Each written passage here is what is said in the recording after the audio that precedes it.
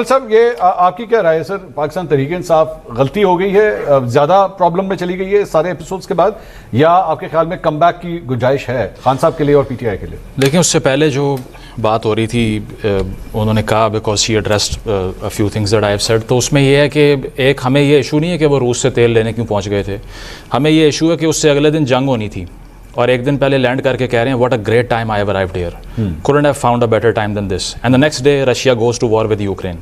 تو ساری دنیا کی انٹیلیجنس کو in fact even Chinese new that, sorry میں آپ کا تھاٹ پروسیس ذرا توڑ رہا ہوں, لیکن دس از the exact mistake which Modi did before this war with Israel, جا کے اسرائیل کا دورہ کر لیا exactly. تو ہمیں ایرانین سے اپنے آپ کو دور کر لیا. ہمیں یہ ایشو نہیں ہے کہ وہ وہاں کیوں جا رہے ہیں, کیونکہ اس کی وجہ یہ ہے کہ چلیں اس پہ بھی ایک ٹاکنگ پوائنٹ ہے کہ ہم پیسے آئی ایم ایف سے لیتے ہیں, تو یہ بالکل ہی آئیڈیلسٹک اور یہ ڈینائبلٹی ہے کہ ہم کہیں گے کہ ہم روس سے تیل لے لیں گے لیکن آئی ایم ایف سے $1 ارب نہ ملا تو ہماری اکانومی نہیں چلے گی. This is absolutely being innocent and oblivious to how diplomacy and world politics works.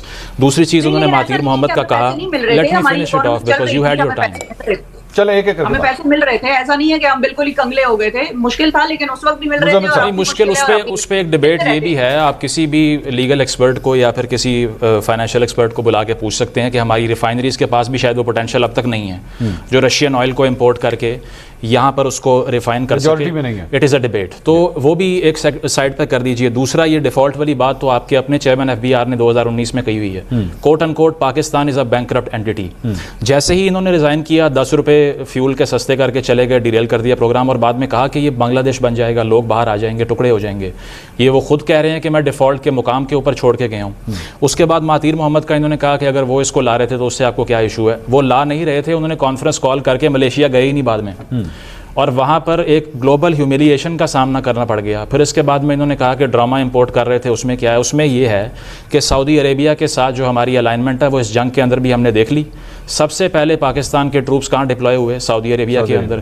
آپ کو فائنینشیل ٹرانس دے کر بیل آؤٹ کس نے دیا, یو اے ای کے جو ڈیٹ سے بچایا کس نے, سعودی عربیہ نے.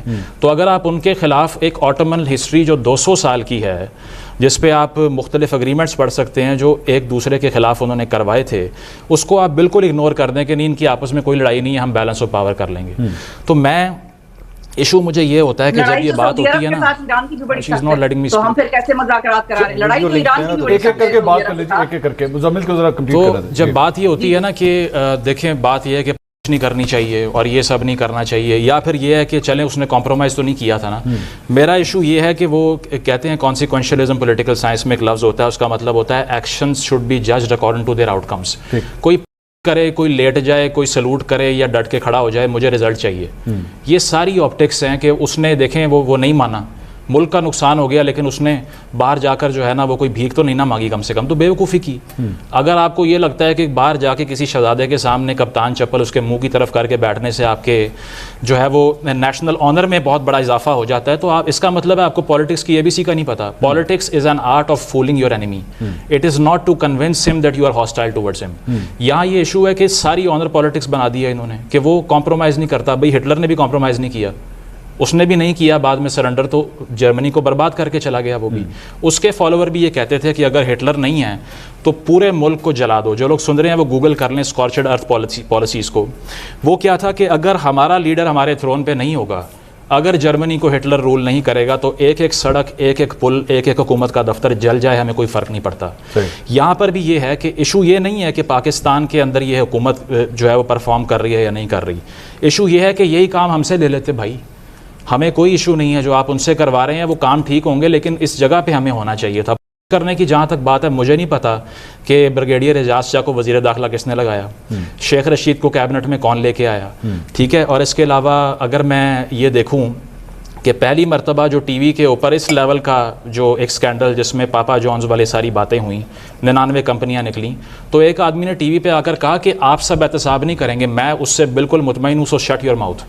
مجھے پتا ہے کہ وہ کلین آدمی ہے, آپ نہیں بتائیں گے. میرے انٹرویو میں کہا تھا تو ایگزیکٹلی, تو بات یہ ہے کہ یہ کون کہہ سکتا ہے کہ جو یہ باتیں آپ کے شو پہ پہلے ہو چکی ہیں کہ لائف ٹائم ایکسٹینشن لے لیں اور یہ سب کر لیں. He was ready to do every single thing that was in his capacity, but they did not want it. تو بات صرف اتنی ہے کہ انہوں نے ایک آدمی کی مخالفت کو اینٹی اسٹیبلشمنٹیرینزم کہہ دیا. اب اگر فیض صاحب کا نام لو تو وہ اسٹیبلشمنٹ بری نہیں تھی, اچھا وہ اسی فوج سے نہیں تھے, وہ کوئی بنگلہ دیش کی فوج سے آئے تھے یہاں پہ, تو وہ بہت اچھے تھے, he was a benevolent person, لیکن جس کے یہ خلاف گئے وہ امپاور ہو گیا. اب اتنی اسٹرگل ہے ساری, اب اس پہ جمہوریت بیچ لیں بیٹھ کے. رائے صاحب کیا ہوا ہے پاکستان تحریک انصاف کو؟ یہ جو بھی صوبائی اسمبلی کا, وہ شفا صاحبہ کہہ رہی ہیں کہ چلے جو بھی کیا انہوں نے, لیکن ٹاپک آف ڈسکشن تو ہیں آج میڈیا کے مذاق بنے ہوئے. سوری ٹو سے دیٹ, مذاق بنے ہوئے. اگر مذاق بننے سے ٹاپک آف ڈسکشن ہے نا تو no propaganda is bad propaganda. It's ان کی تھاٹس ہیں, ان کی تھاٹس ہیں. I don't second her on that. وہاں پہ ذرا مائیکل جیکسن والی بریکیں لگا کے دکھائیں, زیادہ اچھا ہو جائے. آئی ڈونٹ سیکنڈ ہر, لیکن ٹھیک ہے ان کی تھاٹس ہیں, میں ان سے ڈیفر کرتا ہوں اس پہ. That's my opinion. I think Tehreek Insaf اس ایک فیز میں چلی گئی ہے کہ جب فگر آؤٹ کرتے ہوئے ان کو ٹائم لگ رہا ہے کہ واٹ نیکسٹ, آگے کرنا کیا ہے. اور خیبر پختونخوا کی گورنمنٹ کے اوپر انحصار تھا, خیبر پختونخوا کی عوام کے اوپر انحصار تھا, کیونکہ پنجاب میں تو لیڈرشپ ہے ہی کوئی نہیں پاکستان تحریک انصاف کی, نظر ہی کوئی نہیں آتی. اور جو تھی نظر آتی تھی جو پاسٹ میں, وہ ساری جیل میں ہے. یہاں پر سلمان اکرم راجہ صاحب نظر آتے ہیں, اور وہ ان کے بارے میں بندہ کیا بات کرے کہ وہ اس طرح کی پبلک موبلائزیشن والی شخصیت ہے ہی نہیں کہ وہ نکلیں کوئی جلسے جلوس کریں. نمبر 2, منصور صاحب یہاں پر ایک اور چیز ہمیں خیال میں رکھنی چاہیے کہ ایٹ دس مومنٹ اگر کوئی بھی اپوزیشن ہو, وہ تھوڑا سا ڈی ٹریک ہوئی تو ہم سب نے بھی ان کے پیچھے لگ جانا ہے کہ دیکھیں جی ہمارا ملک کیا پرفارم کر رہا ہے, پاکستان کیا پرفارم کر رہا ہے دس مومنٹ, انٹرنیشنلی کیا کر رہے ہیں, اور یہ دیکھیں جی یہ احتجاج کی سیاست کر رہے ہیں, یہ جلسہ جلوس کر رہے ہیں. تو آئی تھنک وہ جس طرح پنجابی میں کہتے ہیں نا کہ انھیری وگے تے بہ جانا چاہیے, تو اس دفعہ تحریک انصاف بیٹھی ہوئی ہے. اور اگر اس بیٹھے کو میرے جیسے لوگ تو کم از کم اپریشیٹ کریں گے کہ آپ میں ہاتھ میں منجن بیچنے کو کچھ نہیں ہے. You don't have any thing to do with the opposition. Muzammil what do you think اس کا سیاسی فائدہ ہے؟ لوگ سمجھیں گے, وہ کہیں گے جناب یہ تو ہم نے آج تک پہلے کبھی دیکھا ہی نہیں تھا, نہ خان صاحب کے دور میں, بلکہ as a matter of fact اگر میں یاد کروں تو ایون نواز شریف صاحب کے بھی دور میں ایسا کوئی خیر انسیڈنٹ بھی نہیں ہوا. یہ بھی آپ کی قسمت ہوتی ہے کہ آپ کو کوئی ایسا موقع مل جائے where you can actually play a role. اگر نواز شریف صاحب کا 2013 سے 18 کا بھی آپ وہ ٹینیور اٹھا کے دیکھیں, کوئی ایسی کوئی بڑی سوائے سی پیک کے میرے خیال میں اس کے علاوہ اور تو کوئی انٹرنیشنلی کوئی بہت بڑا ایسا انسیڈنٹ نہیں تھا جس میں پاکستان اتنا سینٹرل جو ہے وہ کردار ادا کر سکے. نہیں, اس میں ایک بہت بڑا فرق یہ ہے کہ پاکستان کا انٹرنیشنلی جو رول رہا ہے پہلے وہ جنگوں میں سپورٹ کرنے کا رہا ہے. یہ پہلی مرتبہ ہے کہ جنگ بندی میں سپورٹ کی جا رہی ہے, بیکاز افغان وار کا اگر رول دیکھیں تو ہم نے مجاہدین کو ٹرین کیا, اس میں یہ حقیقت ہے, اس میں کوئی دو رائے نہیں ہے. تو اس میں بھی کرٹیسزم ہم پر یہ تھا کہ ہم جنگ میں حصہ ڈال رہے ہیں اور اس کا بلو بیک ہمیں فیس کرنا پڑے گا. ہم نے کیا بھی, مجاہدین کی وجہ سے جب فال بیک آیا تو یہاں پر کلاشنکوف بھی آئی, یہاں او پی ایم بھی آئی, اور اس کے ساتھ ساتھ وار آن ٹیرر میں جو ہمارا رول تھا وہ بھی اس سے کمپیئر نہیں ہو سکتا, because this is the first time that a state which was struggling to get out of the grey list of FATF is being called as a global peacemaker. 3-4 سال کے عرصے میں اتنا بڑا شفٹ شاید ہی کسی ملک میں ہوتے ہوئے میں نے دیکھا ہے کہ اس کا ایک گلوبل امیج اتنا بڑا تبدیلی جو اس میں آرکسٹریٹ ہوئی ہے. اور بہت سے لوگ یہ بات کرتے ہیں, اور میں نے دیکھا ہے کہ پاکستان کے اندر جو پولیٹیکل اپوزیشن ہے وہ بھی یہ بات کرتی ہے کہ اس کا فائدہ کیا ہوگا, ہمیں اس سے کیا ملا, ہم نے صلح کروا دی, اس کا ہمیں کیا فائدہ ہوگا. امیج بلڈنگ وہ ایکسرسائز ہے جس پہ ریاستیں اربوں ڈالر لگا کے اس کو ٹھیک کرتی ہیں. اس کی وجہ یہ ہے کہ وہی ٹورزم کو اٹریکٹ کرتا ہے, وہی انویسٹمنٹ کو اٹریکٹ کرتا ہے, سافٹ امیج کریٹ کرتا ہے, آپ کی لیبر باہر جاتی ہے.